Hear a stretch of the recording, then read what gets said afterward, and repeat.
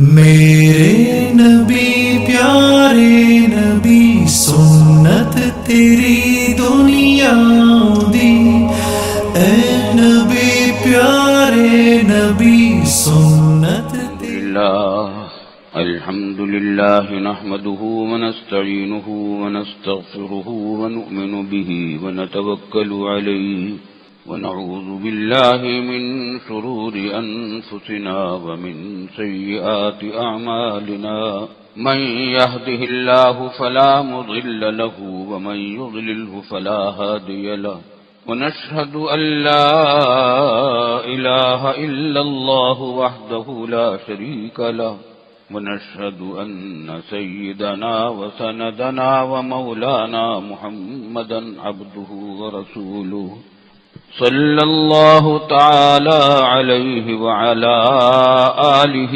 وصحبه أجمعين وسلم تسليما كثيرا كثيرا. أما بعد فأعوذ بالله من الشيطان الرجيم. بسم الله الرحمن الرحيم. إن الله يأمركم أن تؤدوا الأمانات إلى أهلها وإذا حكمتم بين الناس أن تحكموا بالعدل إن الله نعم يعظكم به إن الله كان سميعا بصيرا. يا أيها الذين آمنوا أطيعوا الله وأطيعوا الرسول وأولي الأمر منكم فإن تنازعتم في شيء فردوه إلى الله والرسول. بزرگان محترم، برادران عظیم، جو آیت میں نے آج پڑھی ہے، پچھلے جمعہ کو بھی اسی آیت سے متعلق بات ہوئی تھی. یہ آیت اور اس سے اگلی آیت بھی آج پڑھی ہے اور اس سے متعلق بھی کچھ باتیں اہم ہیں. یہ آیتیں موجودہ حالات جو پوری امت پر گزر رہے ہیں ان میں انتہائی بنیادی مسائل پر مشتمل ہیں، بلکہ اگر دیکھا جائے تو ہمارے تمام مسائل کی جو بنیاد اور جڑ ہے اس کو درست کرنے والی بات ہے. پچھلے جمعہ کو بھی اتنی بات تو ہو گئی تھی کہ اس آیت میں حکم دیا گیا کہ ان اللہ یأمرکم ان تؤدوا الامانات الی اہلها. اللہ تم کو حکم دیتا ہے کہ تم امانتیں ان کے حقداروں کو پہنچا دو، جن کی امانت ہے ان کو دے دو. وَإِذَا حَكَمْتُمْ بَيْنَ النَّاسِ أَن تَحْكُمُوا بِالْعَدْلِ. اور جب تم لوگوں کے درمیان کبھی کوئی انہی حقوق کی ادائیگی کے سلسلے میں کچھ اختلاف ہو جائے اور فیصلہ کرنا پڑے تو حق و انصاف سے فیصلہ کرو، شرعی حدود میں رہتے ہوئے کرو. ان اللہ نعم یعظکم بہ. اللہ تم کو اچھی نصیحت کر رہا ہے. ان اللہ کان سمیعا بصیرا. اللہ تعالی سمیع بھی ہے، تمہاری ہر بات کو سنتا ہے، بصیر بھی ہے، تمہاری ہر بات کو دیکھتا ہے، ہر کام کو دیکھتا ہے. اس بات سے اگر کسی کی حق تلفی کرو گے، کمی بیشی کرو گے تو مواخذہ آخرت میں ہو جائے گا. یہاں فرمایا گیا کہ امانتیں ادا کر دو. امانت سے کیا مراد ہے؟ ہمارے اردو کے محاورے میں تو عام طور سے امانت اس کو کہا جاتا ہے کہ کوئی پیسہ، روپیہ یا کوئی سامان، کوئی چیز کسی کے پاس رکھوائیے حفاظت کے لیے کہ بھئی آپ رکھ لو، میں پھر لے لوں گا. اردو کے معنی تو صرف اتنے ہی ہیں، لیکن عربی زبان میں یہ معنی بھی ہیں اور یہ بہت عام لفظ ہے. امانت کا مفہوم بہت عام ہے. وہ صرف روپیہ پیسہ ہی نہیں، بلکہ جو بھی حق کسی کا ہے وہ حق امانت ہے. وہ حق امانت ہے. کسی کے پاس کوئی عہدہ ہے، وہ عہدہ اس کے پاس امانت ہے کہ اس عہدے کے مطابق جو تمہاری ذمہ داریاں ہیں وہ ادا کرو. اس عہدے کا تقاضا جن کے حقوق ادا کرنے کا ہے وہ ادا کرو. سرکاری ملازمین جتنے ہیں، عہدے دار ہیں، وہ سب اس کے مخاطب ہیں. اور جس شخص کی جو بھی کچھ کسی جگہ پر اس کی کوئی حکومت ہے، اس کا حکم چلتا ہے، تو اس حکم کے چلنے کی جو اس کو اختیار میں لگوا، یہ بھی امانت ہے. آپ اپنے گھر کے مالک ہیں، بیوی بچوں کے امیر ہیں، آپ کے پاس یہ امانت ہیں، اولاد، بیوی، بچے، کہ ان کے حقوق کی ادائیگی کرو. ان کی تعلیم و تربیت، ان کی پرورش، ان کی نگہداشت، یہ تمہارے پاس امانت ہے. ایک استاد ہے جو طالب علم کو پڑھاتا ہے، تو جتنے شاگرد اس کے پڑھ رہے ہیں زیر تعلیم اور اس کے ماتحت، وہ سب طالب علم جو ہیں وہ امانت ہے اس استاد کے پاس کہ ان استاد اپنے طالب علموں کے لیے جتنی پہلے سے تیاری کر سکتا ہے وہ کرے سبق سے پہلے، اور جتنی بہتر انداز میں وہ بات اس کو سمجھا سکتا ہے سمجھائے، جو بات اس کے مفید بات ہے وہ سمجھائے، بیکار باتوں پہ وقت ضائع نہ کرے، اور ان پر نظر بھی رکھے، تربیت بھی کرے، یہ بھی امانت ہے۔ سرکاری ملازمین جتنے ہیں ان سب کی کچھ ڈیوٹیاں ہیں، ہر ایک کی ڈیوٹی وہ اس کی امانت ہے۔ کارخانوں کے مالکان کے پاس کارخانہ تو ہے ہی، اب اس میں جو کام کرنے والے لوگ ہیں وہ امانت ہیں، ان کے حقوق ادا کرنا ان کی ذمہ داری ہے، اور جو ملازمین کام کر رہے ہیں ان کے پاس بھی وہ ڈیوٹی امانت ہے، انہوں نے تنخواہ لی ہے، پیسے لیے ہیں، اجرت لی اپنے وقت کی، تو ڈیوٹی پوری ادا کریں، دیانتداری سے پوری ادا کریں، یہ بھی امانت ہے۔ مشورہ بھی امانت ہے، آپ سے کوئی مشورہ طلب کرتا ہے تو یہ بھی امانت ہے کہ آپ مشورہ وہ دیں جو واقعی آپ مشورہ لینے والے کے لیے مفید اور حق بات سمجھتے ہیں۔ اسلام کی تعلیمات یہ ہیں۔ واقعہ یاد آیا، مغل بادشاہوں میں طرح طرح کے بادشاہ ہوئے، آخری دور میں عالمگیر رحمت اللہ علیہ درویش صفت بادشاہ ہوا، عالم باعمل تھا، اور اپنا گزر اوقات سرکاری خزانے سے پیسے نہیں لیتا تھا خرچے کے لیے، قرآن کریم کے نسخے قلم سے لکھ کر وہ فروخت کرتا تھا، اس سے اپنا گزارا کرتا تھا۔ ایسا متقی پرہیزگار بادشاہ تھا۔ بغاوتیں اس کے خلاف بہت ہوتی رہیں، ہندو رجواڑوں کی، ہندو راجاؤں کی۔ ایک بڑا راجا تھا، اس سے جنگ ہوئی۔ جنگ جو ہوئی تو عجیب واقعہ پیش آیا۔ اس راجا کے پاس دونوں طرف فوجیں تھیں، ادھر ان کی فوج ہے، ادھر ان کی فوج۔ راجا کے پاس خرچہ ختم ہو گیا، فوج کا خرچہ ختم ہو گیا۔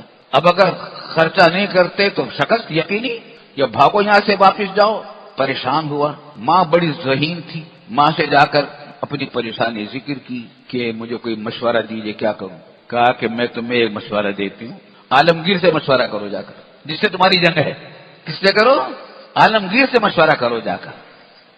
اس سے تو میری جنگ ہے۔ کہا کہ ہاں جنگ ہے، لیکن وہ مسلمان پکا ہے، پکا مسلمان ہے، اور میں نے اسلامی تعلیمات کو پڑھا ہے۔ اسلامی تعلیمات میں مشورہ امانت ہوتا ہے۔ تم اگر مشورہ کرو گے تمہاری مصلحت والا مشورہ دے گا، وہ سیاسی بنیاد پر غلط مشورہ نہیں دے گا۔ تم یہ شش و پنج میں پڑ گیا کہ عجیب قصہ بات ماں کہہ رہی ہے کہ بادشاہ اسی دشمن سے جس سے جنگ ہو رہی ہے اس سے جا کر یہ کہو کہ میرے پاس سامان ختم ہو گیا، تم مشورہ دو، میں کیا کروں؟ لیکن اس نے عمل کیا، ماں کی بات پر پہنچا، اس کے پاس اس سے بات کی، رابطہ کیا۔ ڈر رہا تھا کہ اب تو بس فوراً حملہ کر دے گا یا ختم کر دے گا، مگر عالمگیر تھا، مسلمان بادشاہ تھا، عالم باعمل تھا۔ اس نے کہا کہ تم مجھ سے مشورہ مانگ رہے ہو، مشورہ امانت ہوتی ہے، اس واسطے میں تمہاری مصلحت والا مشورہ دیتا ہوں، وہ یہ کہ تم مجھ سے صلح کر لو، مجھ سے صلح کر لو۔ وہ تو خوشی سے پھولا نہیں سمایا کہ ایسے موقع پر صلح کی پیشکش کر رہا ہے، فاتح ہے ایک، اور میں مفتوح ہوں اس وقت، اور فتح سے فائدہ نہیں اٹھا رہا بلکہ کہہ رہا ہے مجھ سے صلح کر لو، جنگ بندی کی صلح کر لو، کہ جنگ نہیں کریں گے، تم واپس چلے جاؤ، تم بیٹھ جاؤ، جنگ نہیں کریں گے۔ وہ خوشی سے پھولا نہیں سمایا، اور اس نے یقین نہیں آ رہا تھا۔ اس نے کہا کہ کتنے دن کی صلح؟ کہا کہ 10 سال کی۔ لوگوں کو بڑا تعجب، اور امیر بادشاہ کے جو رفقا تھے وہ حیرت میں بھی اور پریشان بھی کہ جیتی ہوئی جنگ کو ہرا رہے ہیں بادشاہ۔ چنانچہ فوجیں واپس ہوئی، ان کی فوجیں الگ، ان کی فوجیں الگ واپس ہونے لگی۔ ساتھیوں نے پوچھا کہ بادشاہ سلامت، آپ کا حکم فیصلہ سمجھ میں نہیں آیا۔ فرمایا کہ مشورہ مانگا تھا اس نے، مشورہ امانت تھی، اور قرآن نے کہا کہ وَالصُّلْحُ خَيْرٌ، صلح اچھی چیز ہے، تو میں نے اس کو وہ بچہ جس میں قرآن نے جس کو خیر کہا ہے اسی کا مشورہ دے دیا اس کو، وَالصُّلْحُ خَيْرٌ۔ تو عالمگیر نے سے ساتھیوں نے پوچھا کہ حضرت اگر آپ کو قرآن کریم کی اس حکم پر عمل کرنا ہی تھا تو 10 سال کی مصالحت کی کیا ضرورت تھی؟ 1 مہینے کی، 2 مہینے کی صلح کر لیتے، 6 مہینے کی، 1 سال کی؟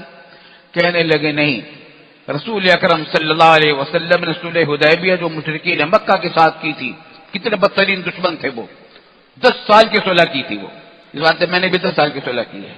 تو مسلمان تو ایسے ہوتے تھے، اور مسلمان دنیا میں یہی شہرت رکھتے تھے. کافر کی ماں نے یہ بتایا تھا کہ بادشاہ یہ مسلمان ہے تو اسلام کے خلاف بات نہیں کرے گا.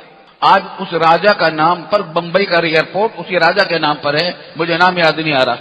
بمبئی کا ایئرپورٹ اسی راجا کے نام پر ہے جس کے ساتھ یہ واقعہ پیش آیا تھا. تو خیر میں یہ بات بتا رہا تھا کہ امانت کا لفظ عربی زبان میں بہت وسیع مفہوم رکھتا ہے. اس میں روپے پیسے کی امانت بھی داخل ہے، سامان کی امانت بھی داخل ہے، مشورہ بھی داخل ہے، عہدے کی ذمہ داریاں بھی داخل ہیں، سب اس میں داخل ہے. حتیٰ کہ المجالس بالامانہ فرمایا گیا.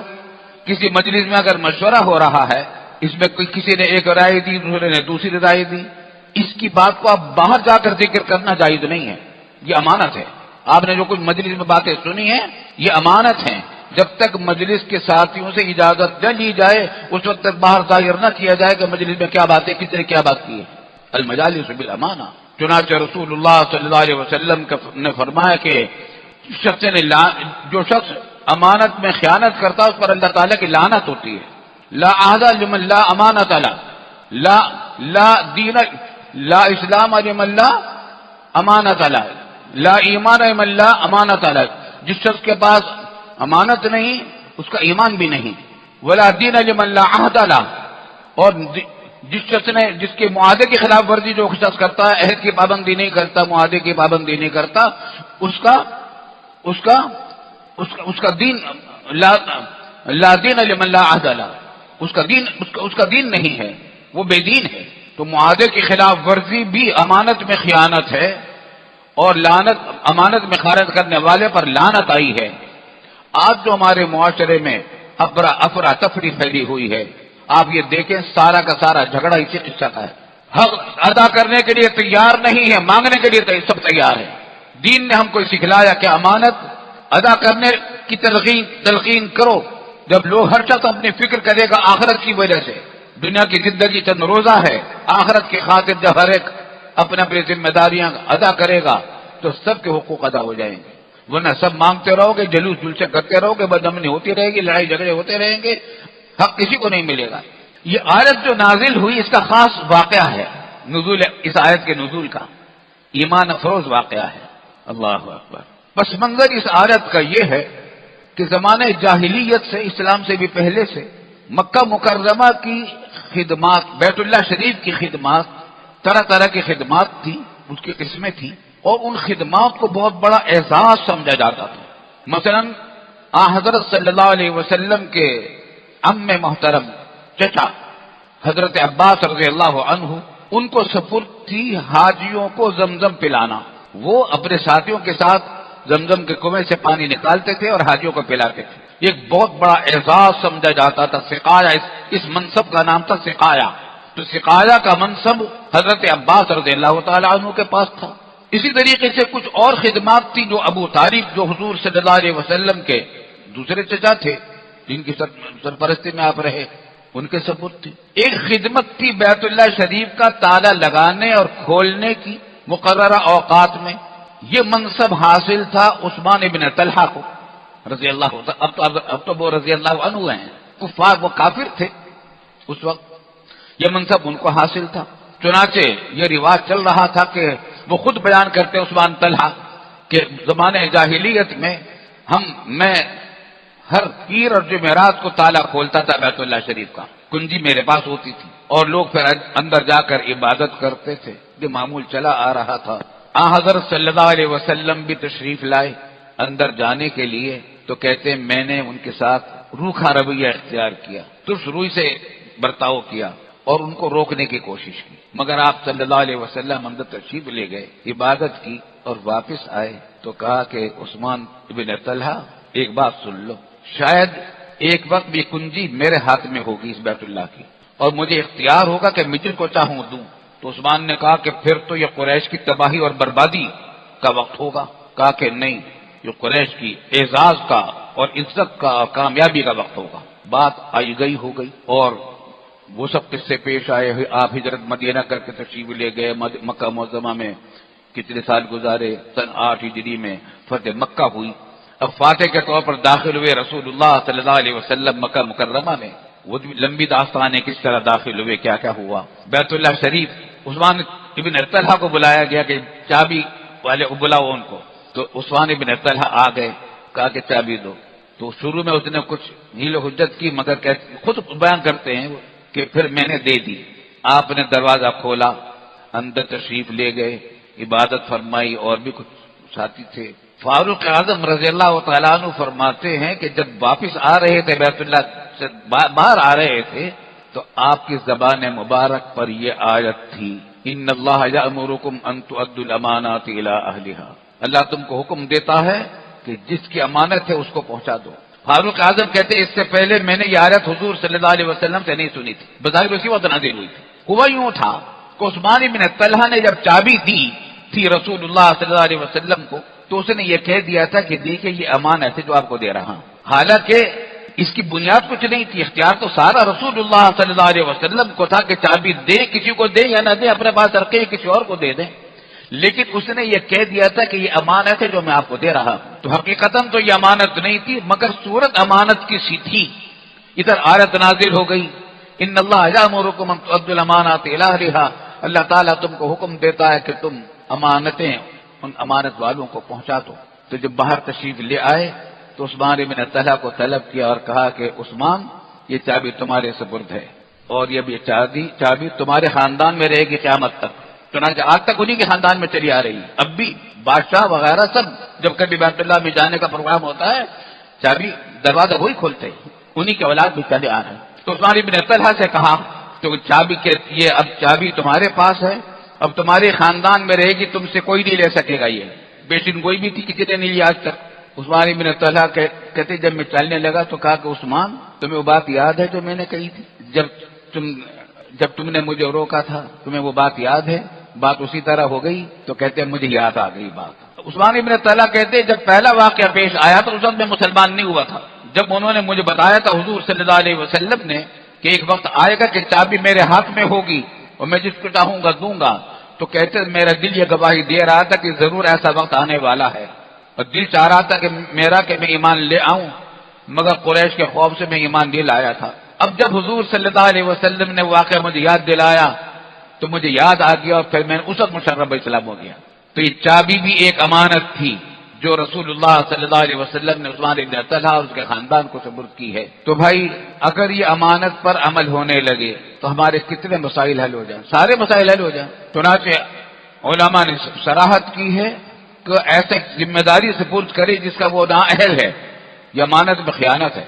میرٹ کے خلاف کسی کو عہدہ دینا امانت میں خیانت ہے۔ دو آدمی ہیں، ایک اہل ہے ایک نااہل ہے، مگر جو نااہل ہے وہ آپ کا رشتہ دار ہے اور اہل ہے وہ رشتہ دار نہیں ہے۔ امانت کا تقاضا یہ ہے کہ آپ اس اہل کو دیں، رشتہ دار کو محروم کریں۔ ووٹ بھی ایک امانت ہے۔ عام انتخابات جب ہوتے ہیں الیکشن، ایک ووٹر امانت دار ہوتا ہے، ووٹ کی ایک طاقت ہے، بڑی زبردست طاقت ہے، اسی کی بنیاد پر پارٹیاں برسر اقتدار آتی ہیں، یہ شکست کھا جاتی ہیں۔ ووٹ ایک امانت ہے، وہ تقاضا اس کا یہ ہے کہ آپ کی نظر میں جو یہاں امیدوار کھڑے ہوئے ہیں کسی علاقے میں، ان میں جو سب سے زیادہ اہل ہے، اس سے بحث نہیں کہ تمہارے رشتہ دار ہے یا نہیں، تمہاری پارٹی کا ہے یا نہیں، تمہارے وطن کا ہے یا نہیں، تمہارے زبان بولنے والا ہے یا نہیں، تمہاری قوم کا ہے یا نہیں، اہل کون ہے جو زیادہ صحیح طریقے سے کام انجام دے گا اسمبلی میں جا کر، مسلمانوں کے لیے، ملک کے لیے، قوم کے لیے، مسلمانوں کے اہل اسلام کے لیے، پاکستان کے لیے، اس کو ووٹ دینا فریضہ ہے۔ اس کے خلاف کرنا امانت میں خیانت ہے، اور امانت میں خیانت کرنے والے پر لعنت اللہ رب العالمین کی، اللہ پناہ میں رکھے۔ اور امانت میں خیانت منافقین کی علامت ہے، نفاق کی علامت ہے۔ منافقین کی جو علامتیں بیان کی ہیں رسول اللہ صلی اللہ علیہ وسلم نے، ان میں سے ایک امانت میں خلاف خیانت۔ آج ہمارے ملک میں یہ بددیانتی پھیلی ہوئی ہے، امانت میں خیانت کا سلسلہ ہے۔ اللہ تعالی ہمیں توفیق دے، اپنے گناہوں سے بچنے کی توفیق دے، ہمارے حکام کو، عوام کو۔ آج اگر اندازہ کیجئے، ہماری یونیورسٹیاں، ہمارے اساتذہ امانت ادا کرنے لگے، کارخانے دار امانتیں ادا کرنے لگے، ان کے مزدور اور ملازمین امانتیں ادا کرنے لگے، پولیس امانت ادا کرنے لگے، تنخواہ وہ لیتی ہے لوگوں کی حفاظت کے لیے، فوج پوری طرح امانت ادا کرنے لگے، عدلیہ صحیح طریقے سے امانتیں ادا کرنے لگے، سرکاری ملازمین امانتیں ادا کرنے لگے، کہ سارے مسائل کا حل ہو جائے۔ آج سرکاری ملازمین میں کسی سرکاری دفتر میں کسی کو کئی کام کی ضرورت پیش آ جاتی ہے، وہ چکر کاٹتا رہتا، بھائی کل آنا پرسوں آنا، اور پھر رشوتیں لینا، رشوتیں بھی چلتی ہیں۔ ابھی جو بیماریاں آ رہی ہیں ہمارے ملک میں، طرح طرح کی بیماریاں ہیں، بے چینیاں ہیں، پریشانیاں ہیں، کہ اور بدامنی ہے، بدامنی پھیلی ہوئی ہے، جان و مال اور آبرو کسی کی محفوظ نہیں ہے، فساد ڈر رہا ہے۔ لوگ اپنے بچوں کو گھروں میں روک کر رکھتے ہیں، بچوں کو باہر نہیں نکلنے دیتے، کھیل نہیں سکتے بیچارے بچے۔ کیوں؟ اس واسطے کہ امانت میں خیانت ہو رہی ہے ہر جگہ، اور بدامنی بھی اسی کے نتیجے میں ہے۔ اللہ تعالیٰ ہمیں ان گناہوں سے بچنے کی توفیق عطا فرمائے۔